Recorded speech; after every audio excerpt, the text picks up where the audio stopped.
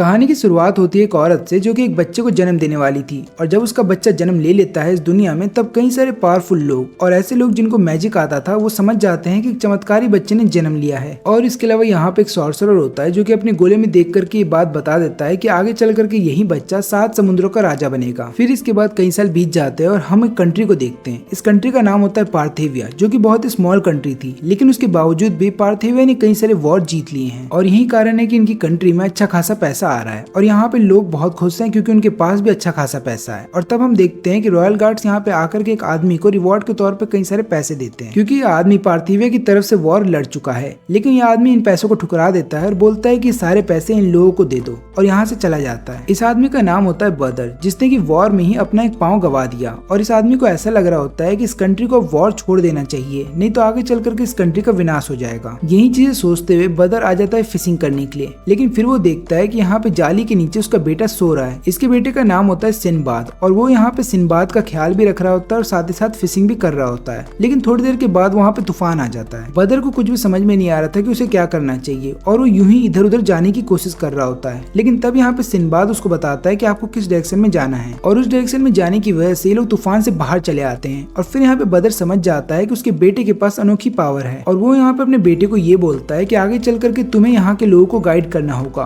क्योंकि यहाँ के लोग बहुत ज्यादा लालची हो गए हैं और आगे चल करके उनका विनाश होने वाला है। फिर इसके बाद 2 साल बीत जाते हैं और हम देखते हैं कि पार्थिविया के जितने भी सैनिक होते हैं वो सब मिल करके घुसपैठियों को पकड़ रहे थे। लेकिन यहाँ पे घुसपैठिया पानी में कूद जाता है और वहाँ पे अपनी जान बचा लेता है। वहीं पे दूसरी तरफ हम देखते हैं बदर को, जो कि यहाँ पे कई सारी मछलियां पकड़ लेता है। और फिर इसके बाद सिनबाद यहाँ पे जिद करता है कि मेरे को भी फिर से चलना है मछलियां पकड़ने के लिए। बदर उसको मना कर रहा था, और तभी वहाँ पे कुछ लोग आते हैं जो कि यहाँ पे बदर को बोलते हैं गद्दार। अब ऐसा इसलिए था क्योंकि पार्थिविया कई सारे वॉर जीतता जा रहा था, लेकिन अभी रिसेंटली पार्थिविया एक वॉर हार चुका है। और यही कारण है कि अब लोगों के पास पैसों की कमी हो गई है, और यहाँ पे लोग सपोर्ट कर रहे हैं वॉर को, और जो लोग वॉर को सपोर्ट नहीं करते हैं उनको यहाँ के लोग गद्दार बोलते हैं। और इसलिए ये लोग यहाँ पे बदर को लगातार गद्दार बोल रहे होते हैं और बोलते हैं कि तुम्हें वॉर में जाना चाहिए, तुम एक सोल्जर थे। लेकिन यहाँ पे बदर हंसते हुए बोलता है कि मैं वॉर नहीं लड़ने वाला, क्योंकि अब मुझे अपनी फैमिली के साथ टाइम बिताना है। लेकिन इन लोगों को ये जवाब पसंद नहीं आता, तो ये लोग यहाँ पे बदर को लगातार पीटते हैं और फिर वहाँ से चले जाते हैं। फिर बाद में सिनबाद यहाँ पे रोते हुए अपने फादर को बोलता है कि आपने उनको क्यों नहीं हराया, आप उनको हरा सकते थे। और फिर इसके बाद सिनबाद रोते हुए घर चला आता है। फिर घर पे आ जाने के बाद जब सिनबाद पानी लेने के लिए जाता है, तब वो अपने फादर को बुलाता है कि इधर पे आइए। और इधर पे आने के बाद इन लोगों को वही ट्रेटर दिखाई देता है। लेकिन यहाँ पे इन लोगों को पता नहीं था कि ये एक ट्रेटर है, इसलिए यहाँ पे ये लोग इसको बहुत अच्छे से ट्रीट करते हैं, इसको खाना पानी देते हैं और फिर बाद में इसकी मरहम पट्टी भी कर देते हैं। और ये आदमी बताने लगता है कि मेरी शिप यहाँ पे आ रही थी, लेकिन तूफान में वो टूट गई और यही कारण है कि मैं यहाँ पे आके फंस गया। फिर इसके बाद यहाँ पे बदर बोलने लगता है कि देखो, जब तक तुम ठीक नहीं हो जाते तुम हमारे यहाँ रह सकते हो। और फिर जब तक ये आदमी इनके साथ रह रहा होता है, तब वो सिनबाद को अलग अलग कहानी सुनाता है और उसको बता रहा होता है कि दुनिया घूमनी चाहिए, तब जाकर के तुम्हें दुनिया के अलग लोगों के बारे में पता चलेगा। लेकिन इसके अगले दिन जब सैनिक यहाँ पे घर में आ जाते हैं बदर के, वो देख लेते हैं इस ट्रेटर को। वो लोग तुरंत ही इस ट्रेटर को मारना चाहते थे, लेकिन ये ट्रेटर उन दोनों को मार देता है। फिर इसके बाद ये आदमी यहाँ पे बंदी बना लेता है सिनबाद को और टाउन वालों के सामने बताने लगता है कि मेरे को खाना पानी और पैसे चाहिए, और तुरंत ही वो बीच के पास रख दो, मैं बोट से यहाँ से भागना चाहता हूँ। सिनबाद उसको बोलता भी है कि तुम मुझे बुरे आदमी नहीं लगते, लेकिन फिर ये आदमी बताता है कि मैं शुरू से ही ऐसा हूँ, मैं रेम एम्पायर का एक सोल्जर हूँ जो कि यहाँ पे अपना काम पूरा करने आया था और अब मुझे यहाँ से भागना है। यहाँ पे सिनबाद की माँ हर किसी से मदद मांगती है और बोलती है कि प्लीज मेरे बेटे को बचाइए,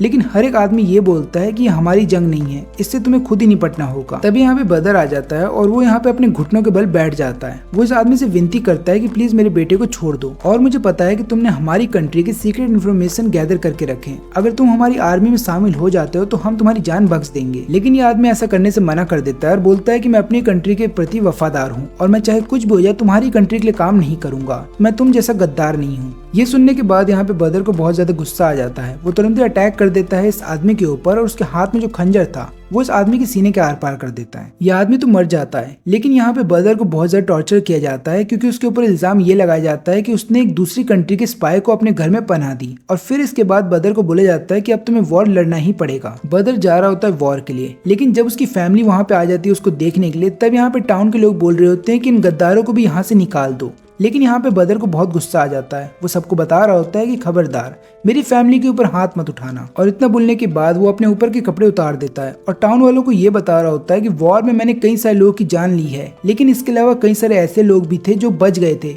लेकिन उसके बावजूद भी वो जिंदा लाश बन के रह गए। शरीर पे इतने जख्म कि हर पल तुम्हें दर्द होगा। अब तुम मुझे बताओ, क्या तुम लोग अपने परिवार को भेजोगे वॉर के अंदर? इतना बोलने के बाद यहाँ पे बदर को लेकर के जा रहे होते हैं वॉर के लिए, लेकिन बदर जाने से पहले अपने बेटे को ये बोलता है कि बड़े होकर के स्ट्रांग बनना और बस माँ का ख्याल रखना। लेकिन कुछ सालों के बाद ये खबर आती है कि बदर मर चुका है। उसके परिवार वालों को बता दिया जाता है और यहाँ पे बदर की स्वॉर्ड और कुछ पैसे दे दिए जाते हैं उसके परिवार वालों को, लेकिन बदर की डेड बॉडी कभी उनको भेजी नहीं जाती। फिर इसके बाद 9 साल बीत जाते हैं और इधर पे हमें दिखाया जाता है कि पर्थिवियन का जो कमांडर है वो अपने सभी सोल्जर्स को बोल रहा होता है कि हमें इस डंजन को कैप्चर करना होगा ताकि इसकी पावर की मदद से हम सभी एम्पायर्स को हरा सकें। और वहीं पे दूसरी तरफ कुछ व्यापारियों को गुंडे लूट रहे थे, लेकिन तभी वहाँ पे सिम्बाद आता है और सभी गुंडों को पीट देता है और उसके बाद इन लोगों को बोलता है कि आप लोग मुझे हायर कर लीजिए ताकि मैं आपकी सिक्योरिटी कर सकूं। और इस चीज के बदले में यहाँ पे ये लोग सिम्बाद को कुछ फ्रूट्स देते हैं, लेकिन जैसे ये लोग बैरल को ओपन करते हैं तो उसके अंदर एक आदमी था। उसको देखने के बाद हर कोई डर जाता है, लेकिन बाद में सिम्बाद इस आदमी की मदद करता है और बोलता है कि तुम मेरे घर पे रह सकते हो कुछ दिनों के लिए। और इस आदमी का नाम होता है यूनान। इसके अलावा सिम्बाद अब टाउन में नहीं रहता, वो बल्कि एक अलग से विलेज में रहता है सबसे दूर। और यहाँ पे विलेज के लोग सिम्बाद को बहुत पसंद करते हैं क्योंकि सिम्बाद हर किसी की मदद करता है। और इसके अलावा यूनान जब यहाँ पे सिम्बाद के घर पे आता है तो वो देखता है कि सिम्बाद की माँ की तबीयत बहुत ज्यादा खराब है और ज्यादातर काम अब सिम्बाद ही करता है। फिर सुबह हो जाने के बाद सिम्बाद अपना खाना खा लेता है और यहाँ पे कुछ खाना दे देता है यूनान को और वो बोलता है कि मैं तो जा रहा हूँ अपने काम पे, तुम क्या करने वाले हो? यहाँ पे यूनान बताता है कि मैं कुछ देर रुकूंगा विलेज में और बाद में अपनी जर्नी पे निकल जाऊंगा। यहाँ पे सिम्बाद भी जाना चाहता था एक जर्नी पे,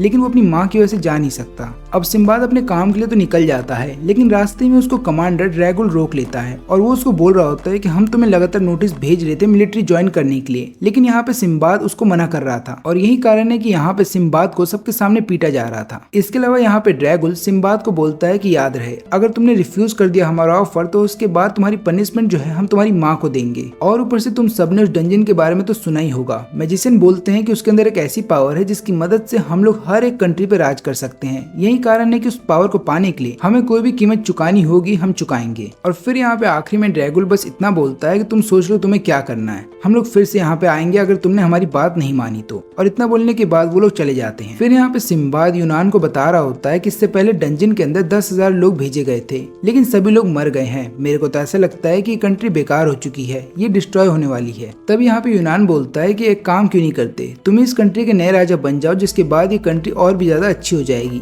यहाँ पे सिम्बाद बताता है कि ऐसा मैं कर नहीं पाऊंगा, लेकिन यूनान उसको बोलता है कि खुद पे बस भरोसा रखो और समय आ गया है कि तुम्हें डंजन के अंदर जा करके उसकी पावर को अपना बनाना होगा, उसके बाद तुम यहाँ के नए राजा बन जाओगे। और इतना बोलने के बाद यूनान इधर से गायब हो जाता है। अब इधर पे सिम्बाद समझ जाता है कि उसे क्या करना है। फिर अगले दिन जब वो अपने घर जाता है तो यहाँ पे उसकी माँ उसको एक स्वॉर्ड देती है और ये स्वॉर्ड वही थी जो उसके फादर इस्तेमाल किया करते थे वॉर में। अब अगले दिन हम डंजन का सीन देखते हैं और यहाँ पे ड्रैगुल सभी सैनिकों को बोल रहा होता है कि हमें डंजन के अंदर जाकर के उसकी पावर को सीज करना है, लेकिन यहाँ पे सिम्बाद उसके सामने आता है और बोलता है कि तुम ऐसा नहीं करोगे, क्योंकि उस पावर को मैं अपना बनाऊंगा ताकि मैं इस कंट्री को सुधार सकूं और उसको एक नई दिशा दे सकूं, क्योंकि तुम जैसे लोगों ने केवल यहाँ के लोगों को टॉर्चर किया है। और इसके बाद सिम्बाद अंदर चला जाता है डंजन के, लेकिन जब वो डंजन के अंदर जा रहा था तो उसे फ्लैशबैक आता है रात का, जहाँ पे उसकी माँ उसको बता रही होती है कि देखो बेटा, वो करो जो तुम्हें पसंद है, तुम्हारे फादर भी यही चाहते थे कि तुम वही करो जो तुम्हें अच्छा लगता है, और मेरी फिक्र मत करना क्योंकि मेरा ध्यान रखने के लिए यहाँ पे कई सारे लोग हैं। अब इधर डंजन के अंदर ड्रैगुल भी अपने सैनिकों के साथ आ जाता है, लेकिन यहाँ पे प्रॉब्लम ये होती है कि डंजन के अंदर कई सारे ड्रैगन्स हैं और यहाँ पे ड्रैगन हमला कर देते हैं सभी सैनिकों के ऊपर। यहाँ पे ड्रैगुल अपनी जान बचाने के लिए एक एक करके ड्रैगन्स को खत्म तो कर रहा था, लेकिन वो ये देख करके हैरान था कि वो 100 सैनिकों के साथ आया था डंजन के अंदर, लेकिन अब एक भी सैनिक उसका जिंदा नहीं बचा। और यहाँ पे ड्रैगुल के ऊपर हमला करने के लिए 2 ड्रैगन उसके पास आ रहे थे। ड्रैगुल यहाँ से भाग नहीं सकता था और अगर वो पीछे हटता तो वो नीचे गिर जाता, लेकिन तभी सिम्बाद यहाँ पे आता उसकी मदद करने के लिए और उस ड्रैगन को मार करके ड्रैगुल की जान बचा लेता है। लेकिन बाद में ये दोनों आपस में ही लड़ने लगते हैं, लेकिन तभी इनका ध्यान जाता है सबसे बड़े वाले ड्रैगन के ऊपर, इसलिए लोग आपस में लड़ना छोड़ करके एक जगह पे छुप जाते हैं। और फिर यहाँ पे सिम्बाद देख लेता है कि ड्रैगन की दूसरी तरफ एक गेट है और उन्हें गेट तक पहुंचना होगा। फिर इसके बाद यहाँ पे ड्रैगुल एक प्लान के साथ आता है। वो सिम्बाद को बोलता है कि तुम जाओ और उस ड्रैगन का ध्यान भटकाओ, तब तक मैं गेट के पास पहुंच जाऊंगा। लेकिन यहाँ पे सिम्बाद बोलता है कि मैं ऐसा क्यों करूंगा, तो ड्रैगुल बोलता है कि ऐसा तुम्हें करना होगा क्योंकि ये काम तुम अपनी कंट्री के लिए कर रहे हो, और अगर तुम मर गए तो चिंता मत करो, मैं तुम्हारे लिए एक रिवॉर्ड भी रखूंगा। लेकिन यहाँ पे वो गुस्से में आकर के बोलने लगता है कि और कितने लोगों को मरना होगा ताकि तुम्हें समझ में आए कि हम कोई वॉर एक्सपेरिमेंट नहीं है। लेकिन यहाँ पे ड्रैगुल बोलता है कि अपनी कंट्री के लिए मरना एक ऑनर की बात होती है और मैं इसको अपना ऑनर समझता हूँ, यही कारण है कि अगर तुम मेरा साथ नहीं दोगे तब भी मैं ये काम अकेले करूंगा। इसके बाद ड्रैगुल यहाँ पे छुपते हुए चला जाता है गेट के पास। वो गेट के पास पहुंच तो जाता है लेकिन यहाँ पे गेट ओपन ही नहीं होता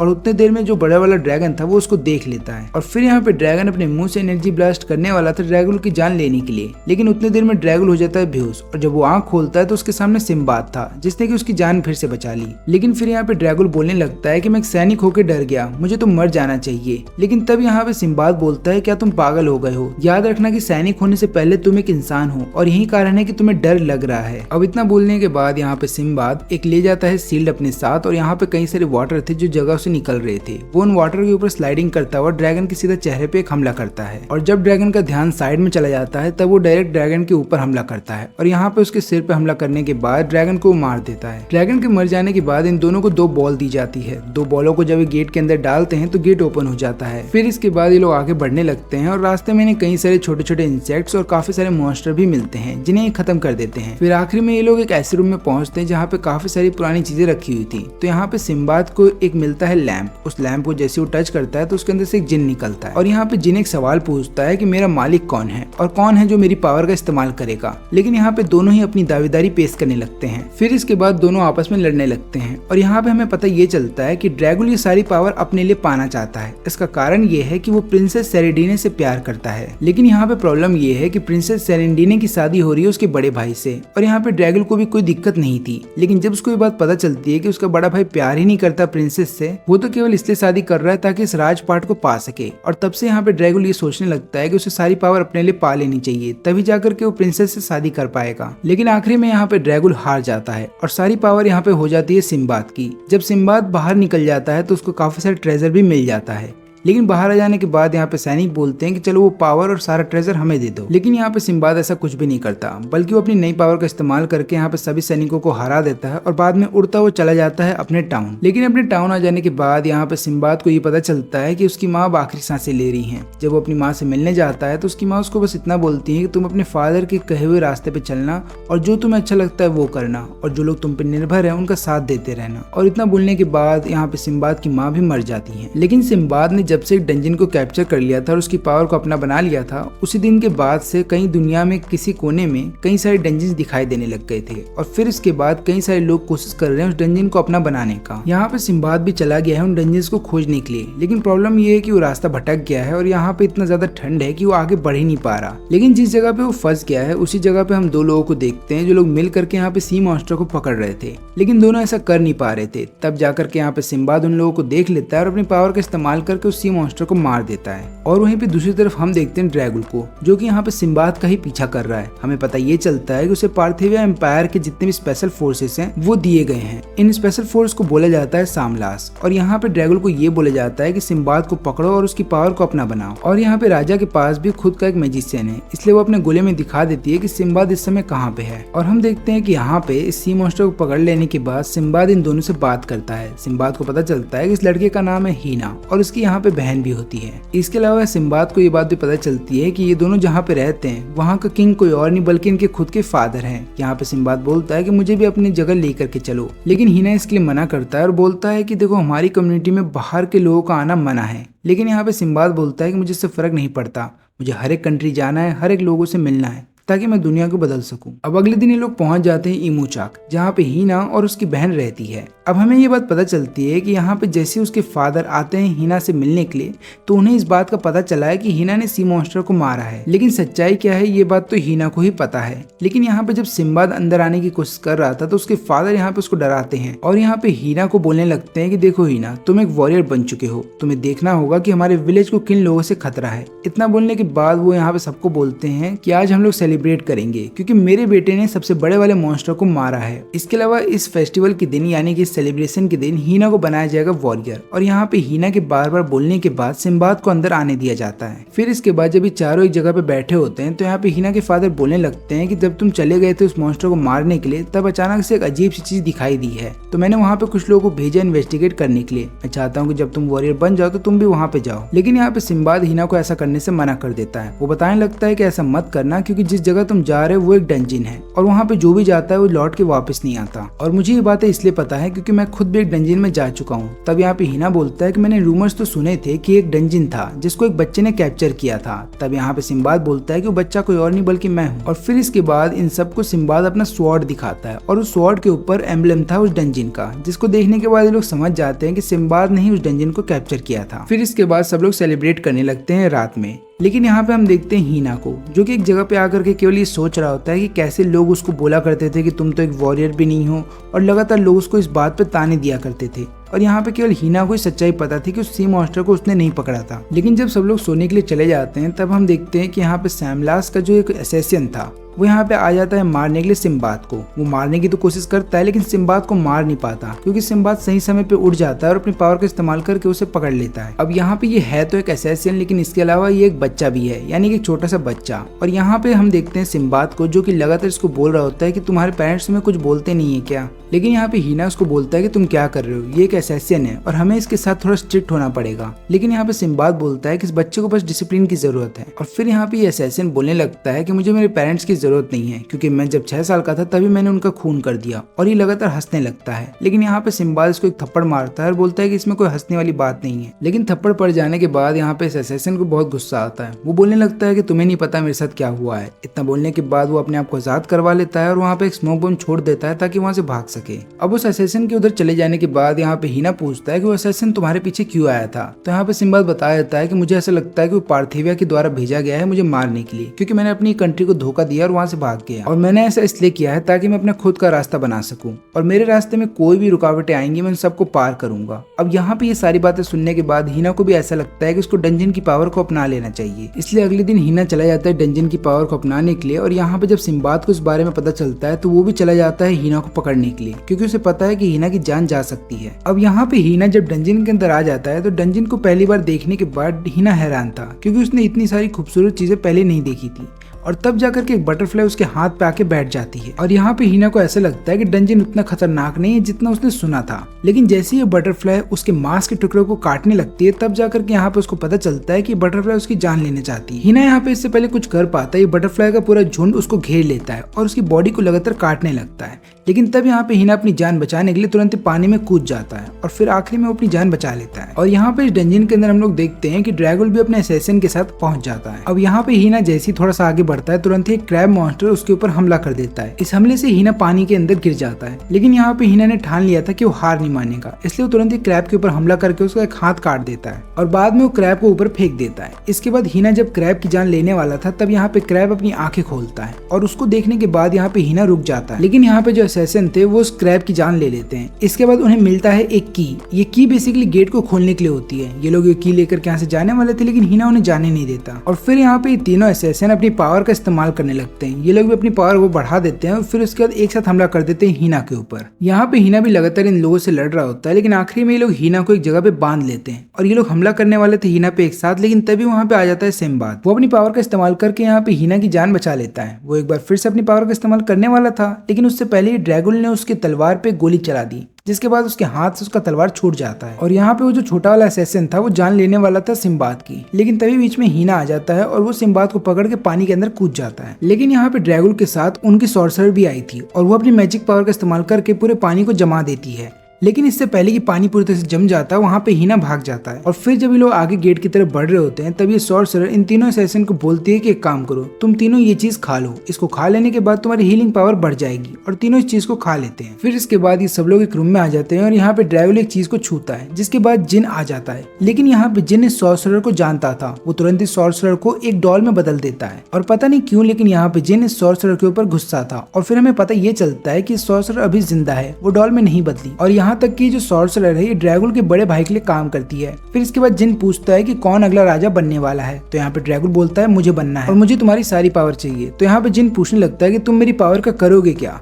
तो यहाँ पे ड्रैगुल बताता है कि मैं तुम्हारी पावर ले करके चले जाऊंगा अपनी प्रिंसेस के पास और उन्हें दे दूंगा। लेकिन ये जवाब सुनने के बाद यहाँ पे जिन हंसने लगता है और एक बिल्ली में बदल जाता है और बाद में बोलता है कि मैंने ये पूछा था कि तुम पर्सनली क्या करोगे, मैंने ये नहीं बोला था कि तुम ये पावर किसको दोगे। और अगर तुम्हारे पास कोई भी पर्सनल मोटिव नहीं है तो सॉरी, मैं तुम्हें अपनी पावर नहीं दे सकता। लेकिन तभी हम देखते हैं कि वहाँ पे सिम्बाद और हीना दोनों आ जाते हैं। और फिर यहाँ पे हीना बोलता है कि ये पावर मुझे चाहिए। अब यहाँ पे सिम्बाद भी बोलता है कि नहीं, ये पावर मुझे चाहिए। इसके बाद असैसिन्स भी बोलते हैं कि ये पावर हमें चाहिए। तो ये सब देखने के बाद यहाँ पे जिन बोलता है कि ठीक है, मैं एक टेस्ट लेने वाला हूँ जहाँ पे तुम्हें इस छोटी सी बिल्ली को पकड़ना है, लेकिन याद रहे अगर समय खत्म होने से पहले तुम में से किसी ने भी इस बिल्ली को नहीं पकड़ा तो तुम सब इस डंजन के अंदर कैद हो जाओगे। फिर इसके बाद हर कोई कोशिश करने लगता है इस बिल्ली को पकड़ने की, लेकिन कोई भी पकड़ नहीं पा रहा था। तब यहाँ पे सिम्बाद बोलता है कि देखो, चाह करके भी हम लोग अकेले इस बिल्ली को नहीं पकड़ पाएंगे। अगर हम लोग ऐसे ही करते रहे तो हमारा समय हो जाएगा वेस्ट और हम लोग इसी डंजन के अंदर हो जाएंगे कैद। इसलिए हम सबको मिल करके इस बिल्ली को पकड़ना होगा। लेकिन यहाँ पे ड्रैगुल ये बोलता है कि ठीक है, चलो माना कि हम लोग मिल करके इस बिल्ली को पकड़ सकते हैं, लेकिन याद रहे कि कोई एक ही किंग बनेगा और जो आखिरी में बिल्ली को अपने पास पकड़ेगा वही राजा बनेगा। तब यहाँ पे सिम्बाद बोलता है कि चिंता मत करो, वैसे भी बिल्ली को पकड़ने का काम मेरा है। ऐसा मैं इसलिए बोल रहा हूँ क्योंकि मैं इस कंपटीशन में पार्टिसिपेट नहीं ले रहा, क्योंकि मेरे पास ऑलरेडी एक जिन है। फिर यहाँ पे हर कोई सिम्बाद की बात सुनता है और उस बिल्ली को चारों तरफ से घेर लिया जाता है, लेकिन आखिरी में सिम्बाद उस बिल्ली को पकड़ लेता है। अब सब लोग यहाँ पे ये डिसाइड करने वाले होते हैं कि कौन अगला राजा बनेगा। तभी यहाँ पे सिम्बाद बोलता है कि देखो, इस जिन की पावर को मुझे अपने लिए लेना ही पड़ेगा, क्योंकि मैं अपनी खुद की कंट्री बनाना चाहता हूँ। अब ये बात सुनते ही यहाँ पे ड्रैगुल उसको बोलता है कि खुद की कंट्री तुम नहीं बना पाओगे, लेकिन यहाँ पे सिम्बाद बोलता है कि मैं जरूर बनाऊंगा और मैं चाहता हूँ तुम लोगों का साथ। मैं चाहता हूँ कि तुम लोग मेरा साथ दो ताकि मैं इस जर्नी में अकेला ना पड़ जाऊँ। और खुद की कंट्री बनाने के लिए मुझे पैसे चाहिए, पावर चाहिए और कनेक्शन चाहिए और ऐसे लोग चाहिए जिन पे मैं ट्रस्ट कर सकता हूँ। इसलिए मैं चाहता हूँ कि तुम लोग मेरा साथ दो। एक ऐसी कंट्री जहाँ पे लोग भूख से ना मरे, एक ऐसी कंट्री जहाँ पे लोग एक दूसरे का साथ दे, एक ऐसी कंट्री जो बेमतलब के वॉर ना लड़े। इसलिए मैं चाहूंगा कि तुम लोग मेरा साथ दो। अब यहाँ पे सिम्बाद जिस अंदाज में बोल रहा होता है, वो अंदाज सुनने के बाद यहाँ पे हर कोई सिम्बाद से अट्रैक्ट हो जाता है और हर किसी को ऐसा लग रहा होता है कि उन्हें सिम्बाद का साथ देना चाहिए। लेकिन तभी अचानक से इन तीनों असैसिन्स को कुछ होने लगता है और यहाँ पे जिन भी बोलता है कि तीनों एक बहुत बड़े से डीमन में बदलने वाले हैं। इससे पहले कि तीनों ऐसा कर पाए, मेरी पावर को लो और इनको खत्म कर दो। लेकिन यहाँ पे सिम्बाद ऐसा करता नहीं। फिर यहाँ पे ड्रैगुल इन पे गोली चलाने वाला था, लेकिन यहाँ पे सिम्बाद बोलता है कि ऐसा मत करो, वो लोग हमारे दोस्त हैं। यहाँ पे ड्रैगुल बोलता है कि वो लोग हमारे दोस्त नहीं रहे और ऊपर से वो तो इंसान भी नहीं है। लेकिन यहाँ पे सिम्बाद बोलता है कि मैं कोशिश करूंगा उन्हें फिर से इंसान बनाने की। लेकिन तभी ये मॉन्स्टर सिम्बाद के ऊपर हमला करके उसे दूर फेंक देता है। फिर यहाँ पे ड्रैगुल बोलता है कि जल्दी अपनी जिन की पावर का इस्तेमाल करो, इन्हें खत्म कर दो, और कोई हमारे पास तरीका नहीं है। लेकिन यहाँ पे जिन बताता है कि एक और तरीका है। याद रखना कि ये जो मॉन्स्टर तुम्हें दिखाई दे रहा है एक वेसल है और इसकी बॉडी के अंदर तुम्हारे दोस्त कैद हैं और ये मॉन्स्टर उनकी पावर का इस्तेमाल कर रहा है लगातार अपने आप को पावरफुल बनाने के लिए। इसलिए तुम्हें कैसे भी करके एक हमला करना होगा इसके सीने की तरफ, और अगर तुम्हारा हमला कामयाब रहा तब जाकर के तुम्हारे दोस्त बच जाएंगे। फिर इसके बाद सिम्बाद इस मॉन्स्टर का एक हाथ काट देता है और बाद में अपनी जिन की पावर का इस्तेमाल करने वाला था इस मॉन्स्टर को बांधने के लिए। लेकिन यहाँ पे ये मॉन्स्टर अपने कटे हुए हाथ को फिर से काबू कर लेता है और अपने पास बुला लेता है। लेकिन जब उसका कटा हुआ हाथ उसके पास आ रहा था तब वो वहाँ पे सिम्बाद को थोड़ी देर के लिए पकड़ लेता है और इस चक्कर में सिम्बाद का जो स्वॉर्ड था वो उससे छूट जाता है। और फिर बाद में जब ये मॉन्स्टर अपने हाथ को फिर से जोड़ लेता है तब हम देखते हैं कि वहाँ पे वही सॉर्सरर आ जाती है और उसके हाथ में सिम्बाद की स्वॉर्ड थी। यहाँ पे ड्रैगुल देख करके उसे बहुत ज्यादा गुस्सा हो जाता है और बोलता है कि तुमने हमें धोखा दिया। लेकिन यहाँ पे सॉर्सरर बताती है कि मैं तुम्हारे किंग के लिए काम नहीं करती, बल्कि मैं तो तुम्हारे बड़े भाई के लिए काम करती हूँ। फिर इसके बाद यहाँ पे ड्रैगुल का जो भाई होता है वो सॉर्सरर के जरिए बात करने लगता है ड्रैगुल से और उसको बताने लगता है कि तुम्हें यहाँ पे मरना होगा। उसका कारण ये है कि तुम पहले वाले डंजन को कैप्चर नहीं कर पाए थे, इसके अलावा तुम सिम्बाद को भी नहीं पकड़ पाए, और तीसरा सबसे बड़ा कारण ये है कि मुझे पता है कि तुम्हारे मन में फीलिंग्स है सेरेंडीना को लेकर के, लेकिन वो मैं होने नहीं दूंगा क्योंकि वो लड़की सिर्फ मेरे लिए है और मैं ही उससे शादी करूंगा। अब ये सारी बातें सुनने के बाद यहाँ पे ड्रैगुल अंदर से टूट जाता है जब उसे पता ये चलता है कि उसका खुद का भाई उसे मारना चाहता है। फिर ये मॉन्स्टर उसके ऊपर हमला कर देता है, लेकिन यहाँ पे हीना उसकी जान बचा लेता है। फिर इसके बाद यहाँ पे सिम्बाद लगातार मॉन्स्टर के हर एक अटैक को डॉज कर रहा होता है और उसको बिजी रखता है ताकि यहाँ पे हीना अपने हथियार से उसके सीने के ऊपर हमला कर दे। और यहाँ पे सॉर्सरर को ये देख करके यकीन नहीं हो रहा था कि यहाँ पे सिम्बाद हर एक अटैक को देख सकता है मॉन्स्टर के, इसलिए वो मॉन्स्टर को थोड़ा और स्ट्रॉन्ग कर देती है, जिसके बाद मॉन्स्टर यहाँ पे सिम्बाद को पकड़ लेता है। लेकिन फिर हम देखते हैं कि यहाँ पे ड्रैगुल आता है मॉन्स्टर के ऊपर हमला करता है, वो भी सिर पे। और फिर यहाँ पे ड्रैगुल बोलता है कि मैं शुरू से ही अपनी कंट्री के लिए फाइट करता आया हूँ, लेकिन मैं गलत था, मुझे तो बस उन लोगों को बचाना है जिन्हें मैं चाहता हूँ। और फिर इसके बाद वो अपने भाई को एक धमकी देता है और बोलता है कि मैं इस डंजन से सही सलामत निकलूंगा और आने के बाद तुम्हारी जान ले लूंगा। फिर इसके बाद हम लोग देखते हैं कि ये दोनों मिल करके लगातार मॉन्स्टर के ऊपर हमला कर रहे थे ताकि उसका ध्यान भटकता रहे।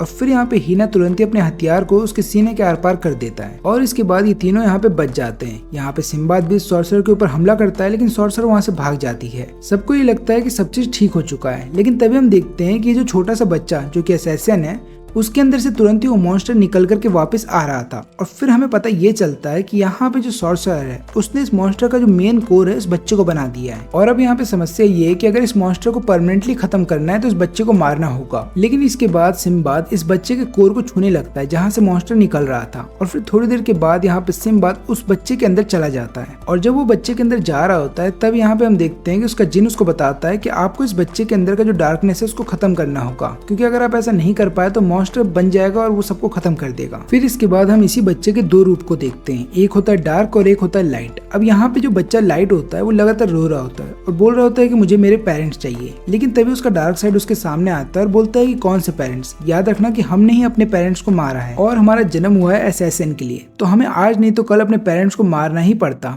और यहीं पे हमें पता चलता है कि इस लड़के का नाम है जफार। और अब यहाँ पे दोनों ही रोने लगते हैं और दोनों बोल रहे होते हैं कि अब हमारे पास कोई घर नहीं है। तब वहाँ पे सिम्बाद आता है इन दोनों के सामने। वो बोलता है कि मुझे नहीं पता कि तुम्हारे पास्ट में क्या हुआ है, लेकिन मैं वादा करता हूँ कि मैं तुम्हारे लिए एक घर बनाऊंगा जहाँ पे मैं तुम्हारे साथ रहूंगा, और मैं ये भी वादा करता हूँ कि मैं लगातार तुम्हारी प्रोटेक्शन करूंगा चाहे कुछ भी हो जाए, क्योंकि अब हम लोग एक फैमिली हैं। ये सुनने के बाद यहाँ पे जफार रोने लगता है और फिर हम देखते हैं कि यहाँ पे सिम्बाद जफार के अंदर से आ जाता है, उस मॉन्स्टर के कोर को खत्म भी कर देता है और यहाँ पे जफार की जान बचा लेता है। अब जब यहाँ पे हर चीज ठीक हो जाता है तब यहाँ पे जिन बोलता है कि मेरी पावर कौन लेने वाला है और कौन है जो कि मेरा राजा बनेगा। तब हम देखते हैं कि यहाँ पे सिम्बाद हीना को आगे करता है और बोलता है कि तुम्हें ये पावर ले लेनी चाहिए, लेकिन यहाँ पे हीना इसके लिए मना कर देता है। वो उल्टा सिम्बाद को ये बोलता है कि तुम्हें इस पावर को अपना लेना चाहिए और हम सब तुम्हें फॉलो करेंगे और हम सब तुम्हें अपना राजा मानते हैं। इसके बाद यहाँ पे जिन की पावर सिम्बाद को दे दी जाती है और फिर सिम्बाद और बाकी सब लोग पूरे ट्रेजर के साथ बाहर आ जाते हैं। बाहर आने के बाद यहाँ पे हीना के फादर उसको गले लगाते हैं और बाद में बोलते हैं कि चलो बेटा विलेज में, क्योंकि वहाँ जाने के बाद तुम्हारे वॉरियर बनने की सेरेमनी अभी बाकी है। अब यहाँ पे हर कोई खुश था, लेकिन फिर हम देखते हैं ड्रैगुल को जो कि वहाँ से जाने लगता है। सिम्बाद उसको रोकता है और पूछता है कि तुम कहाँ जा रहे हो। ड्रैगुल यहाँ पे बताता है कि अभी कोई है जिसको मुझे बचाना है और जब तक कि मैं ये ना मान लूं कि वो सेफ है तब तक मैं तुम्हारे साथ नहीं आ सकता। लेकिन हम देखते हैं कि यहाँ पे ड्रैगुल भले ही सिम्बाद से थोड़ा बहुत चिढ़ता हो, लेकिन उसके बावजूद भी यहाँ पे ड्रैगुल भी मन ही मन बोलता है कि मैं तुम्हें अपना कैप्टन मानता हूँ, यानी कि मैं तुम्हें मानता हूँ कि तुम ही मेरे किंग हो, लेकिन अभी फिलहाल के लिए मैं तुम्हें सर्व नहीं कर सकता। लेकिन फिर हम देखते हैं कि यहाँ पे जब ड्रैगुल जा रहा होता है तब यहाँ पे सिम्बाद अपनी ही जिन का छोटा सा पावर का हिस्सा उसके ईयरिंग में डाल देता है। लेकिन इस चीज के बारे में यहाँ पे ड्रैगुल को कुछ नहीं पता, लेकिन आगे चल करके अगर ड्रैगुल किसी भी मुसीबत में पड़ता है तब हो सकता है ये पावर उसके काम आए। और इधर पे हम लोग देखते हैं कि फाइनली हीना को एक वॉरियर बना दिया जाता है और हर कोई खुश था। लेकिन उसके बाद हीना अपने फादर को बोलता है कि मुझे सिम्बाद के साथ जाना है, क्योंकि वो एक नया कंट्री बनाना चाहता है और मैं चाहता हूँ कि मैं उसकी मदद करूँ उस नई कंट्री को बनाने में। इसके अलावा मैं लगातार सिम्बाद की मदद करूंगा और उसकी प्रोटेक्शन भी करूंगा। और यहाँ पे हीना के फादर इसके लिए मान जाते हैं। लेकिन इसके अलावा हीना एक लड़की को पसंद भी करता था अपने क्लैन में, और यहाँ पे वो उस लड़की के फादर से मांगने जाता है उसका हाथ। लेकिन उसके फादर ये पूछते हैं कि तुम क्या कर सकते हो मेरी बेटी के लिए। तब यहाँ पे हीना ये जवाब देता है कि मैं आपकी बेटी के लिए कुछ नहीं कर सकता। ये सुनने के बाद लड़की का बाप बहुत ज्यादा गुस्सा हो जाता है और उसके ऊपर हमला भी करता है। लेकिन फिर यहाँ पे हीना ये बोलता है कि देखिए मैं अभी के लिए कुछ नहीं कर सकता, लेकिन मैं आपसे ये वादा करता हूँ कि मैं आपकी बेटी का पूरा ख्याल रखूंगा और इसके अलावा हम दोनों मिल करके अपने ड्रीम को पूरा करेंगे। और फिर इसके बाद हीना उस लड़की के साथ चला जाता है सिम्बाद के शिप पे, और अब जाकर के यहाँ पे सिम्बाद की एक नई जर्नी स्टार्ट होती है। लेकिन यहाँ पे प्रॉब्लम ये होती है कि बाकी लोगों के साथ कनेक्शन बिठाने के लिए इन लोगों को सबसे पहले तो एक अच्छा मर्चेंट बनना पड़ेगा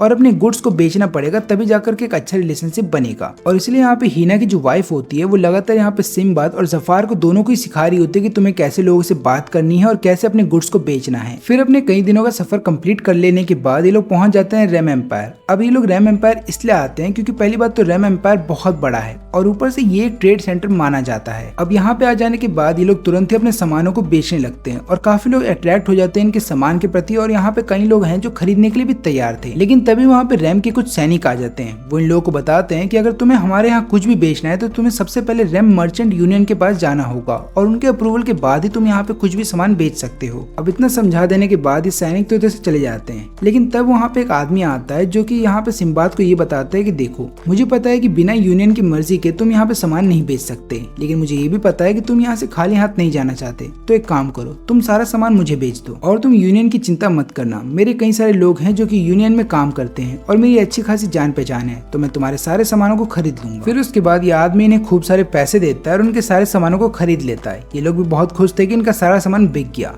लेकिन शाम हो जाने के बाद ये लोग देखते हैं कि जो सामान इन्होंने बेचा था उसी को दुगने दामों पे बेचा जा रहा है वापस से। ये लोग समझ जाते हैं कि इनके साथ चीटिंग हुई है। लेकिन यहाँ पे सिम्बाद ये बताता है कि देखो हमें यूनियन के साथ मिलना ही होगा, तभी जाकर के हम लोग रेम एम्पायर के अंदर अपना सामान बेच पाएंगे। और वो आदमी ऐसे ही नॉन यूनियन वाले मेंबर्स को टारगेट करता है ताकि वो उन्हीं के सामानों को दुगने दामों पे बेच सके। उस आदमी ने हमें धोखा नहीं दिया, बल्कि उसने हमारे साथ एक बिजनेस किया है। ये तो हमारी गलती थी कि हमें बिजनेस के बारे में ढंग से पता नहीं है। फिर इसके बाद यहाँ पे सिम्बाद अपने क्रू मेंबर्स को वापस भेज देता है विलेज में और बोलता है कि विलेज से सारे गुड्स को लेकर के आओ ताकि हम लोग यहाँ पे उन्हें बेच सके, और तब तक मैं जाऊंगा यूनियन से बात करने के लिए। लेकिन रास्ते में हम लोग ये देखते हैं कि यहाँ पे सिम्बाद को वही आदमी मिल जाता है जिन्होंने उसका सामान खरीद लिया था कम दाम पे।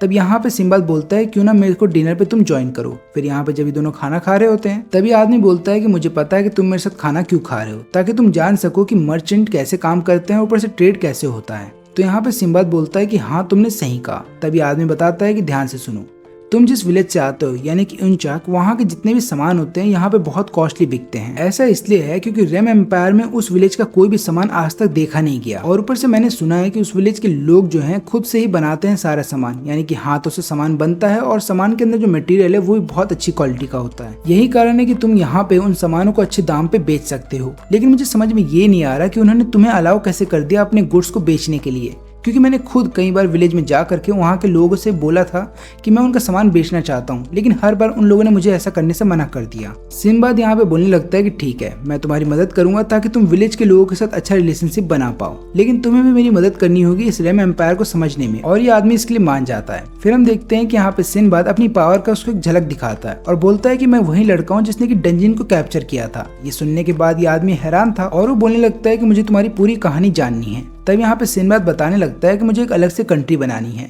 ऐसा इसलिए है क्योंकि मेरी खुद की कंट्री अब खत्म होने वाली है और मैं चाहता हूँ वहाँ के लोगों की मदद करना। यही कारण है कि मैं एक ऐसी कंट्री बनाना चाहता हूँ जहाँ पे हर एक चीज अच्छे से हो, जहाँ पे ना लोगों को लड़ना पड़े और जहाँ पे लोग एक दूसरे की मदद करे। लेकिन ऐसा करने के लिए मुझे खूब सारी पावर चाहिए और ये पावर तभी मिलेगी जब मैं एक राजा बन जाऊंगा। लेकिन ये सुनने के बाद यहाँ पे आदमी बोलता है कि देखो तुम राजा तो बन जाओगे, हो सकता है उसके बाद लोग तुम्हारी सुने भी, लेकिन हर किसी की समस्या को ठीक कर पाना और हर किसी की समस्या का सोल्यूशन देना ये बहुत डिफिकल्ट टास्क है। तुम्हारी कहानी सुनने में तो अच्छी लगती है लेकिन रियलिटी में वो काम नहीं कर पाएगी। फिर इसके बाद ये आदमी उसको ये बताने लगता है कि तुम्हें यूनियन में कैसे घुसना है। तो अगर तुम्हें मर्चेंट यूनियन में घुसना है तो तुम्हें सबसे पहले यूनियन के किसी भी एक मेंबर का रिकमेंडेशन लेटर चाहिए, और इसके अलावा तुम्हें 1000 गोल्ड जमा करने होंगे एडमिशन फीस के तौर पे। लेकिन ये एडमिशन फीस इतनी ज्यादा है कि ज्यादातर मर्चेंट ऐसा कर ही नहीं पाते और लोग फेल हो जाते हैं रिकमेंडेशन लेटर पाने में। लेकिन अगर तुम्हारा विजन बहुत ही अच्छा है और तुम सही में इस पूरी दुनिया को चेंज करना चाहते हो तो याद रखना कि मैं कल रेम एम्पायर से जा रहा हूँ, लेकिन ठीक 1 महीने के बाद मैं वापस आऊंगा,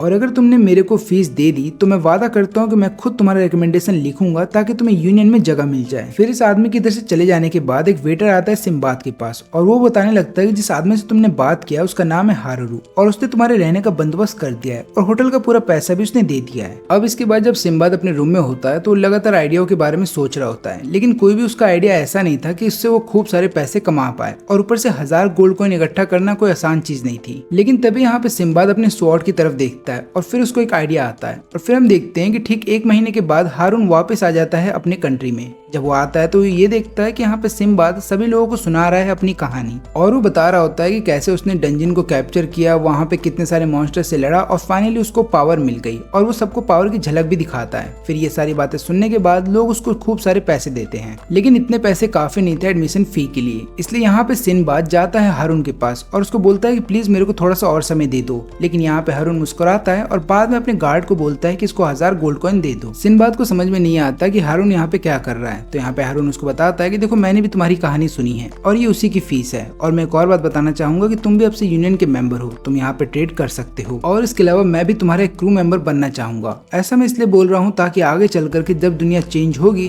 तब मैं वो देखना चाहता हूँ। इसके अलावा यहाँ पे सिम्बाद को ये बात भी पता चलती है कि हारून कोई और नहीं बल्कि बालबाट टेरिटरी का राजा है। फिर शाम हो जाने के बाद जब ये दोनों एक साथ बैठे होते हैं तो यहाँ पे हारून उसको बताने लगता है कि देखो अभी भी तुम इमेच्योर हो।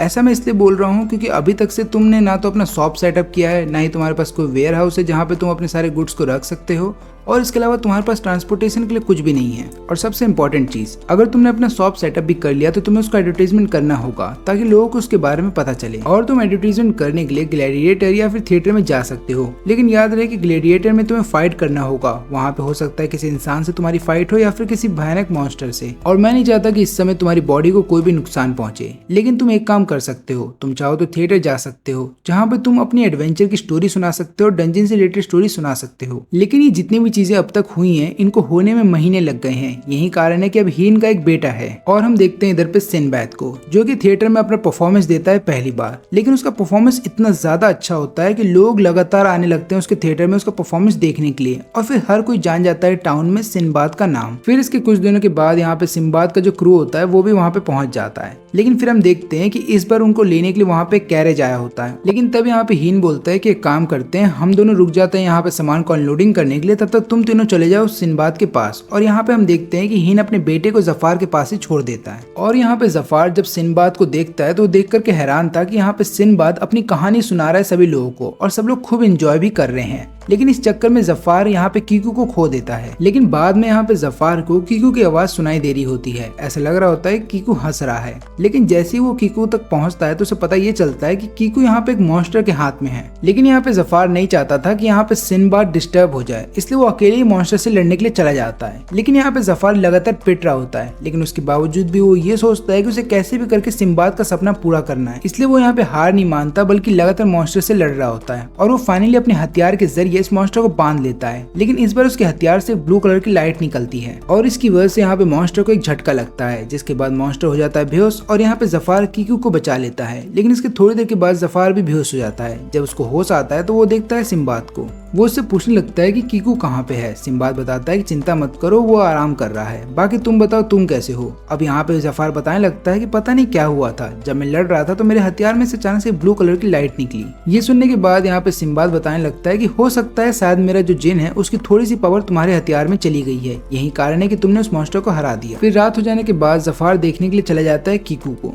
कि उसकी हालत कैसी है। और यहाँ पे उसकी माँ बताती है कि चिंता मत करो, तुमने उसका बहुत अच्छे से ख्याल रखा और तुमने अपनी जान की फिक्र ना करके उसकी जान बचाई है, ये बात मैं याद रखूंगी। फिर अगले सुबह जब ये लोग आते हैं सिंबाद से मिलने के लिए तो लोग देखते हैं कि यहाँ पे सिंबाद इन सबको मिलाता है अपने मेंटोर से। वो बताने लगता है कि यही वो आदमी है जिसने कि मेरे को सिखाया बिजनेस के बारे में, और उसने मेरे को आइडिया दिया था थिएटर के बारे में, ताकि मैं अपनी स्टोरीज को पब्लिश कर सकूं और इसके अलावा मैं अपने शॉप का एडवर्टीजमेंट भी कर सकूं। लेकिन इसके बाद हम देखते हैं कि ये आदमी बोलने लगता है कि देखो सिंबाद, अब मुझे जाना होगा अपनी कंट्री में, लेकिन अगर कभी भी तुम मेरी कंट्री आओगे तो मेरे से मिलने जरूर आना। और इसके अलावा मैं ये भी चाहूंगा कि तुम अपना खुद का भी एक बुक पब्लिश करो ताकि लोगों को तुम्हारे बारे में और पता चले। और फिर इसके कुछ महीनों के बाद यहाँ पे सिंबाद अपनी खुद की एक बुक पब्लिश करता है, द एडवेंचर ऑफ सिंबाद के नाम से, जहाँ पे उसकी डंजन स्टोरीज हैं। और इसके अलावा वो अपने साथियों के बारे में भी उस बुक में लिखता है। फिर इसके बाद ये लोग एक नए किंगडम की तरफ जाने लगते हैं। इस किंगडम का नाम होता है सासा। और यहाँ पे हीन पूछता है कि हम यहाँ पे क्या बिजनेस कर सकते हैं। जफार बताने लगता है कि मैंने ये सुना है कि सासा अपने मिनरल्स के लिए जाना जाता है, और उसके अलावा यहाँ पे तुम्हें बहुत ही अच्छे क्वालिटी के मेटल भी मिलते हैं। और अभी रिसेंटली उन्होंने रेम एम्पायर के साथ ट्रेड करना स्टार्ट किया है, तो हो सकता है वो हमारे साथ भी ट्रेड करने को तैयार हो जाएं। फिर माउंटेन्स को पार करने के बाद ये लोग पहुंच जाते हैं सासा। और इस किंगडम को देखने के बाद ये सभी लोग हैरान थे। हमें एक और बात पता चलती है कि सासा को लैंड ऑफ प्योरिटी भी बोला जाता है। अब ऐसा इसलिए बोला जाता है क्योंकि सासा ज्यादातर किसी के साथ भी ट्रेड डील नहीं करता, ना तो मिनरल्स का, ना ही आयरन का, और ना ही मेटल्स का।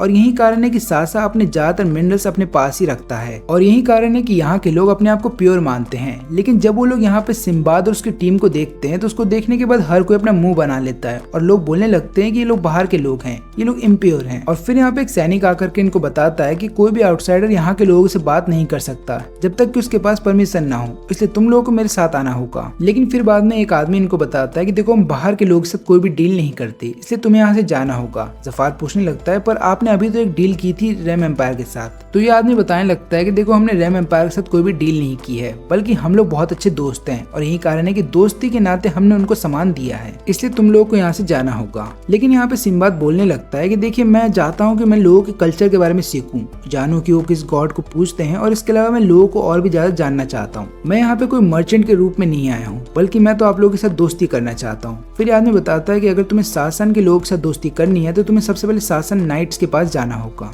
अब हमें पता ये चलता है कि शासन के जितने भी नाइट्स है उनके पास अथॉरिटी रहती है चर्च की, और यही कारण है कि यहाँ के लोग शासन नाइट्स को बहुत ज्यादा मानते हैं। और इन सभी नाइट्स का एक लीडर है जिसको बहुत ज्यादा रिस्पेक्ट दी जाती है। इसका नाम है डेरियस, और अगर डेरियस ने एक बार आपको अपना दोस्त मान लिया तो शासन के हर एक व्यक्ति आपको अपना दोस्त मानेगा। फिर इसके बाद हम देखते हैं कि यहाँ पे सिम्बाद तुरंत ही चला जाता है डेरियस के पास और लगातार उसको आवाज लगाने लगता है, लेकिन यहाँ पे जफार उसको मना भी करता है कि ऐसा मत करो, लेकिन उसके बावजूद भी वो करता है और फिर आखिरी में सैनिक आ जाते हैं उसको रोकने के लिए। लेकिन यहाँ पे डेरियस अपने सैनिकों को ऐसा करने से मना कर देता है और बोलता है कि जाने दो, उसके अंदर मैनर्स नहीं है। फिर हम देखते हैं कि अगली बार फिर से ये लोग चले जाते हैं चर्च के बाहर और लगातार नाइट्स को बुला रहे होते हैं, लेकिन इसका कोई फायदा नहीं होता। और तभी इनके पास एक लड़का आ जाता है जिसका नाम होता है मिस्त्रा, और वो कोई और नहीं बल्कि डेरियस का बेटा है। वो यहाँ पे आता है इन फॉरेनर्स के पास ताकि इनसे सीख सके कि बाहर की दुनिया कैसी है। फिर इसके बाद यहाँ पे सिंबाद उसे देता है अपने एडवेंचर की बुक और बाद में उसको अपनी पूरी कहानी बताता है और उसको दिखाता है अपनी छोटी सी पावर की झलक। ये सब देखने के बाद यहाँ पे मिस्त्रा को बहुत अच्छा लगता है, क्योंकि मिस्त्रा को ये बात अच्छी नहीं लगती कि सासा पूरी दुनिया से कटा रहता है। वो चाहता है कि हम लोग भी बाकी लोगों की तरह ही घुल मिल जाएं,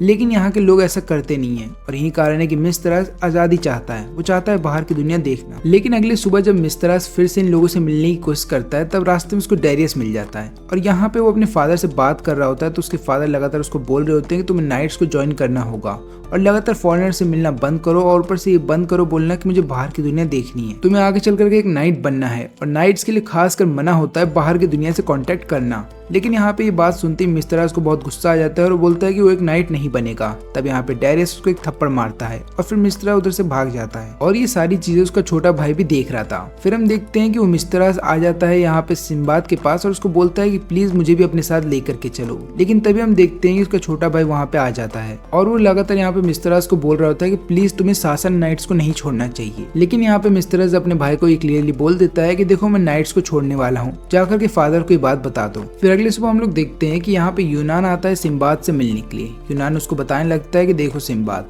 जब से तुम डंजन के अंदर गए हो और तुमने एक जिन को पकड़ा है उसी दिन से बाकी सारे लोग भी यही कोशिश कर रहे हैं और हर एक कंट्री अपनी पूरी पावर लगा रही है ताकि कैसे भी करके डंजन को कैप्चर किया जा सके और जिन की पावर को अपना बनाया जा सके। यहाँ तक कि सासन के अंदर भी एक ऐसा आदमी है जिसके पास जिन की पावर है, जिसने डंजन को कैप्चर किया है और वो कोई और नहीं बल्कि डेरियस है। मेरा सवाल बस इतना है तुमसे कि तुम इन बाकी लोगों से कैसे निपटोगे, क्योंकि ये लोग डंजन की पावर को पाने के लिए हो सकता है तुम पे भी हमला करें। यहाँ पे सिंबाद बताने लगता है कि मुझे इससे फर्क नहीं पड़ता कि डेरियस ने कैप्चर किया है डंजन को, मैं तो बस उसका ट्रेड डील करना चाहता हूँ। फिर हम देखते हैं यहाँ पे मिस्त्रास को जो कि नाइट के इलाकों में लगातार लड़ाई कर रहा होता है और यहाँ पे वो अपने फादर के सामने हर एक नाइट को हरा रहा होता है। लेकिन ऐसा वो इसलिए कर रहा है ताकि वो फ्री हो सके, लेकिन आखिरी में उसको अपने फादर को हराना होगा ताकि वो फ्री हो जाए। और यहाँ पे मिस्त्रास जब अपने फादर से लड़ रहा होता है तो वो उन्हीं टेक्निक्स का इस्तेमाल कर रहा होता है जो कि उसके खुद के फादर ने सिखाए थे, जिससे कि सबको ऐसा लग रहा होता है कि शायद यहाँ पे मिस्त्रास जीत भी जाएगा एक पल को। लेकिन ऐसा हो नहीं पाता। ऐसा इसलिए था क्योंकि यहाँ पे डेरियस अपने जिन की पावर का इस्तेमाल करता है और वो अपने आसपास एक ऐसा शील्ड बना लेता है जिसको यहाँ पे मिस्त्रास चाह के भी हरा नहीं सकता था। और फिर आखिरी में हम देखते हैं कि मिस्त्रास यहाँ पे हार जाता है। फिर उसके फादर जब उसके पास जाते हैं तब यहाँ पे सिंबाद आ जाता है और वो यहाँ पे बताने लगता है कि मैं तुम्हें फाइट के लिए चैलेंज करता हूँ, तुम्हारे पास भी जो पावर है वो मेरे पास भी है, हम दोनों ने ही डंजन को कैप्चर किया है और मैं तुम्हें चैलेंज ये करता हूँ कि अगर मैं फाइट में जीत गया तो मैं तुम्हारे बेटे को अपने साथ ले जाऊंगा। इसके अलावा तुम्हारी कंट्री को मेरे साथ ट्रेड डील करनी होगी और एक बात और, अगर मैं हार जाता हूं तो तुम्हें जो पनिशमेंट मुझे देनी है तुम दे सकते हो। अब यहाँ पे हमें एक बात ये पता चलती है कि सिंबाद ने जानबूझ करके डेरियस को यहाँ पे सबके सामने चैलेंज किया है, क्योंकि यहाँ के लोगों को ऐसा लगता है कि डेरियस भगवान का एक रूप है और वही केवल डंजन को कैप्चर कर सकता है, इसके अलावा ऐसा कोई नहीं कर सकता। और यही कारण है कि यहाँ पे सिंबाद आज डेरियस से लड़ेगा ताकि वो उसको हरा करके दिखा दे कि सब लोगों की अपनी खुद की एक सोच होनी चाहिए और लगातार नाइट्स को गॉड की तरह ट्रीट करना बंद करें। फिर इसके बाद इन दोनों की फाइट स्टार्ट हो जाती है, लेकिन यहाँ पे सिंबाद भले ही कितना भी हमला करे लेकिन वो सील को तोड़ नहीं पाता है डेरियस की। फिर हम देखते हैं कि यहाँ पे सिंबाद तुरंत ही अपनी बॉडी को ट्रांसफॉर्म कर लेता है और अपनी पावर को और भी ज्यादा बढ़ा देता है और फिर वो एक बहुत ही ताकतवर हमला करता है डेरियस के ऊपर। लेकिन यहाँ पे डेरियस अपने सील से अपने आप को बचा तो लेता है, लेकिन इस चक्कर में बिल्डिंग का ऊपर का हिस्सा टूट के नीचे गिर जाता है और जब वहाँ से धुआं हटता है तब तक ये दोनों गायब हो चुके थे। फिर हम देखते हैं कि यहाँ पे सिंबाद डेरियस को एक अलग जगह पे ले आता है। वो बताने लगता है कि मैं चाहता था कि तुम अलग हो जाओ ताकि मैं तुम्हें दिखा सकूं कि मेरी पावर कितनी है। और यहाँ पे सिंबाद अपनी पावर का एक नमूना दिखाता है। वो कई सारे माउंटेन्स को एक बार में ही काट देता है। ये देखने के बाद डेरियस भी हैरान था और वो बोलता है कि हम दोनों ने ही डंजन को कैप्चर किया, लेकिन उसके बावजूद भी तुम्हारी पावर मेरे से ज्यादा है। फिर इसके बाद यहाँ पे सिंबाद ये बात भी बताने लगता है कि जैसे जैसे लोग डंजन को कैप्चर करते जा रहे हैं और उनकी पावर को एक्वायर कर रहे हैं, उसी तरीके से एक पावर का इम्बैलेंस बन रहा है और आगे चल करके सारे लोग एक दूसरे से लड़ेंगे ताकि अपनी पावर को साबित कर सके। लेकिन मैं एक ऐसी कंट्री बनाना चाहता हूँ जहाँ पे सिर्फ शांति हो। यही कारण है कि मैं चाहता हूँ कि तुम भी मेरे साथी बन जाओ और मैं चाहूंगा कि मैं तुम्हारी पावर का भी इस्तेमाल करूँ ताकि मैं दुनिया में शांति शांति बनाए रख सकूं। फिर इसके बाद ये दोनों ही सबके सामने आ जाते हैं और यहाँ पे सिम्बाद बताने लगता है कि हम दोनों की पावर इक्वल है, इसलिए हम दोनों में से ना कोई जीता ना कोई हारा और आगे लड़ना बेमतलब का है। और फिर शाम हो जाने के बाद जब यहाँ पे मिस्टर सिम्बाद के साथ जाना चाहता था तो वो अपने फादर के साथ आखिरी बातें करता है और यहाँ पे उसके फादर उसको बताते हैं कि जब मैं तुम्हारी एज का था तब मुझे भी बाहर की दुनिया जाना था, लेकिन मैंने कभी ये बात किसी को बताई नहीं। लेकिन अब मैं चाहूंगा कि तुम जाओ, बाहर की दुनिया देखो और मैं चाहूंगा कि तुम सिम्बाद के साथ ही रहना, क्योंकि अब वैसे भी सिम्बाद का मैं भी साथ दे रहा हूँ, तो मैं ये चाहूंगा कि तुम उसके साथ खूब एंजॉय करो। फिर इसके बाद मिस्टर अपने छोटे भाई से भी मिलता है और उसको बोलता है कि तुम्हारा जो दिल चाहे वो बनना और चिंता मत करो, जब तुम बड़े हो जाओगे तो मैं तुमसे मिलने के लिए फिर आऊंगा और मेरा वादा है कि जब ऐसा होगा तब हम दोनों ही भाई मिल करके पूरी दुनिया घूमेंगे। फिर इसके बाद हम लोग देखते हैं कि ये सब लोग मिल करके आर्थमेरा किंगडम की तरफ जाने लगते हैं। अब ये जो किंगडम होता है ये बेसिकली सासा की तरह है और ये बाहर के लोगों को पसंद नहीं करता। लेकिन जब ये लोग किंगडम की तरफ जाने लगते हैं तब हम देखते हैं कि यहाँ पे एक बड़े से बर्ड के ऊपर दो लड़कियां आती हैं बैठ करके और ये आर्थमेरा किंगडम की ही होती हैं और वो लोग यहाँ पे बेसिकली इन लोगों को डराने के लिए आती हैं और बताती हैं कि इससे पहले जितने भी आउटसाइडर ने यहाँ पे आने की कोशिश की है वो सारे यहाँ पे खो गए, नहीं तो डर के यहाँ से भाग गए। हम देखते हैं कि तुम्हारा क्या होता है, क्योंकि आर्थमेरा किंगडम तक पहुंचने के लिए इन लोगों को इस रिवर वैली को क्रॉस करना होगा, जो कि आसान नहीं है। लेकिन फिर थोड़ी दूर और आगे जाने के बाद ये लोग अपनी शिप को एक ही जगह पे बांध के रख देते हैं और फिर यहाँ से पैदल जाने का डिसाइड करते हैं।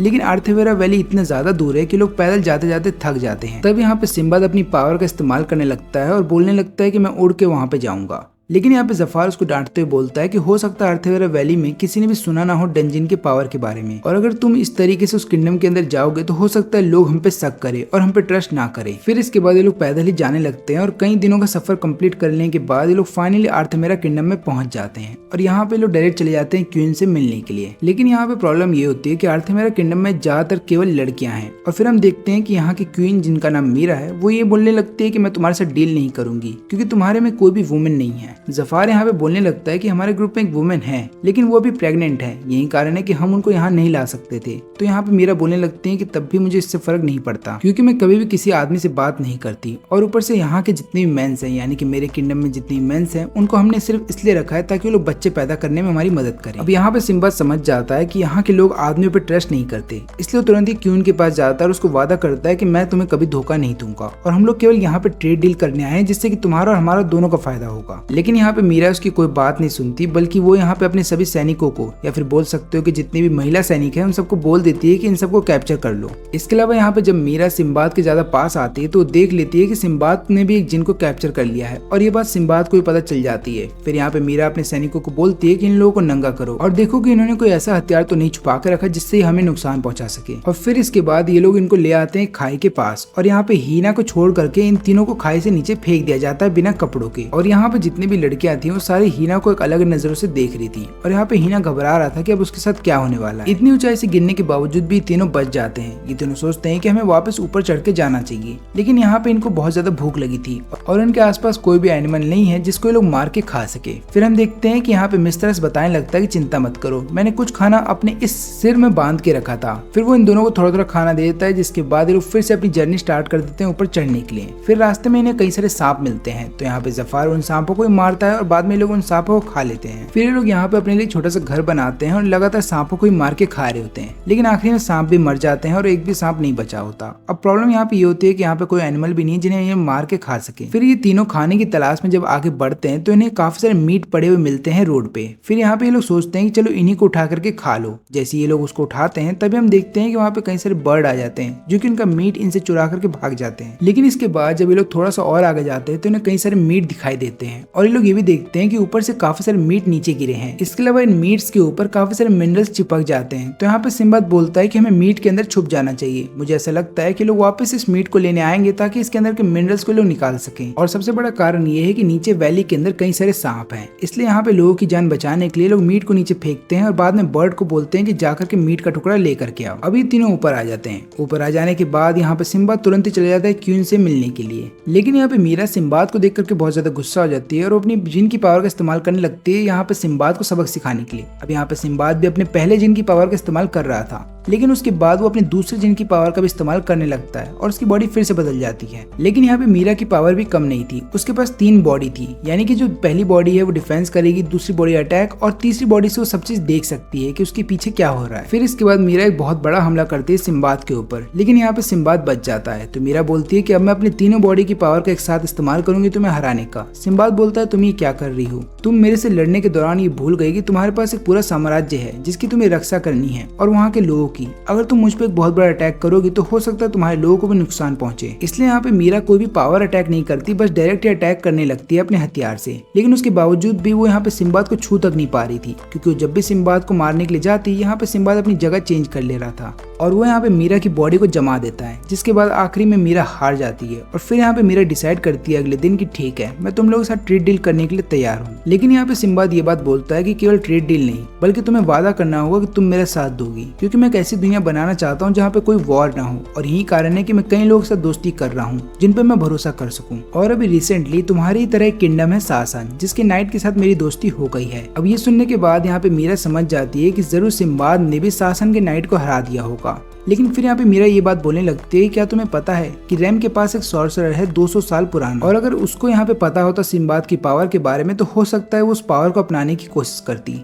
लेकिन यहाँ पे प्रॉब्लम ये है कि वो जो सॉर्सरर है वो अपनी कंट्री के प्रति बहुत ही वफादार है। यही कारण है कि सॉर्सरर अपनी कंट्री को छोड़ के ज्यादातर जाते नहीं है। वो बहुत ही पावरफुल मागी है। फिर यहाँ पे जफार पूछता है कि मागी कौन होता है, तो यहाँ पे मीरा बताने लगती है कि मुझे भी उनके बारे में ज्यादा कुछ तो नहीं पता, लेकिन कहानी के अनुसार ये बोला जाता है कि मागी तब दिखते हैं जब दुनिया को उनकी जरूरत होती है, और ये मागी ही है जो कि एक ऐसे राजा को चुनते हैं जो कि पूरी दुनिया को गाइड करेंगे। यहाँ तक कि बोला ये तक जाता है कि डंजन्स भी मागी के द्वारा ही बनाया गया है। ऐसा इसलिए है ताकि यहाँ पे वो लोग देख सके कि कौन सा आदमी है जो कि राजा बनने के काबिल है। और फिर ये सारी बातें सुनने के बाद यहाँ पे सिम्बाद को शायद ऐसा लगता है कि यूनान भी एक मागी है। इसलिए आखिरी में यहाँ पे मीरा ये बात बोलने लगती है कि देखो अब से मैं भी तुम्हारा साथ दूंगी, क्योंकि जो नई दुनिया तुम बनाना चाहते हो उसको मैं भी देखना चाहती हूँ। फिर आखिर में हम देखते हैं कि यहाँ पे हीना को भी छोड़ दिया जाता है। लेकिन यहाँ पे सिम्बाद और मिस्ट्रेस थोड़ा सा एडवेंचर करना चाहते थे, या फिर बोल सकते हो कि थोड़ी सी मस्ती करना चाहते थे, इसलिए लोग रेड लाइट एरिया में चले जाते हैं। लेकिन यहाँ आने के बाद उन्हें पता चलता है कि रेड लाइट एरिया में जो लड़की बिजनेस करती है वो लड़की दिखने में अच्छी नहीं है, बल्कि यहाँ पे जितनी सभी अच्छी लड़कियां हैं वो ये सब काम करती ही नहीं है, और उनका मूड हो जाता है खराब और उन्हें वापस आना पड़ता है। फिर इसके बाद यहाँ पे इन लोगों को अच्छे से अलविदा किया जाता है, और फिर यहाँ पे सिम्बाद अपने लोगों के पास वापस आ जाता है। तब यहाँ पे आ जाने के बाद वो अपने बाकी लोगों को इंट्रोड्यूस करवाता है नए मेंबर से। तो पहला नया मेंबर है मिस्टरास, जो कि सासन किंगडम से रहने वाला है, और दूसरी नई मेंबर का नाम है परसानी, जो कि आर्थमीरा किंगडम से रहने वाली है। और ये दोनों ही हमारा साथ दे रहे हैं। ये चीज दिखाता है कि दोनों ही किंगडम हमारा साथ देंगे आगे चलकर नए वर्ल्ड बनाने में। इसलिए मैं चाहता हूँ कि तुम लोग भी इनका वैसे ही स्वागत करो जैसा तुम लोग हमारे साथ करते हो, और वैसे ही बिहेव करो और वैसे ही इज्जत भी दो। और हम लोग मिल करके इतनी मेहनत करेंगे कि हम लोग अपनी खुद की एक नई दुनिया बना सके